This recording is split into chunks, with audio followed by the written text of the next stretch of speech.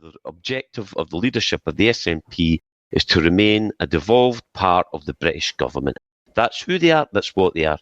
The SNP won't even talk to their own people, never mind the independence cause. They don't even relate to the over 50% majority of Scots. And within that majority of Scots, the SNP representation continues to drop by significant numbers.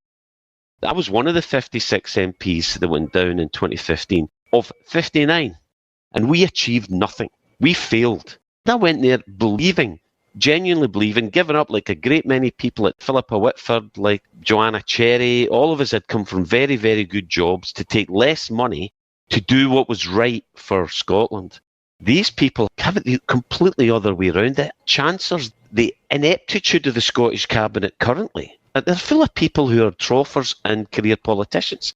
They won't get a real job outside of politics. So it's all smoke and mirrors. The stronger foundations that Eva alluded to, not anymore. They were laid by real independentistas like Salmond, who John helped stitch up with a redaction paintbrush, not even a pen. Democracy? What democracy? The members no longer have a say on party policy since their vote was removed from conference by the SNP leadership, primarily Angus Robertson. The majority of Scots want independence, nothing less. That's what Liberate Scotland want to do. That's what all the other parties that are aligned and see that unification is the way forward, including these so-called rebels within the SNP. That's what they're rebelling about, and by continuing to divide the independence cause by firstly walking away from independence 11 years ago when Sturgeon took over, then a whole list of issues that did nothing to enhance the cause. Fighting for trans rights ahead of independence, failing to talk to the independence supporters, and failing to regenerate the Yes movement. Fighting Brexit instead of cashing in on the British chaos. You're not reducing the number of folks in poverty, John. The drug death numbers continue to be a disgrace, and thereby keeping the focus of the Scottish people away from how we actually gain independence. This smoke and mirrors has got to stop.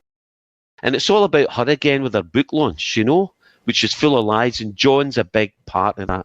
John's a big part of that network that keeps us away from independence. Watch Jeff Aberdeen talk on this. And as soon as the case is started against those who stitched up Alex, which includes the Cabinet as it stands, then I, for one, will be donating to see justice done.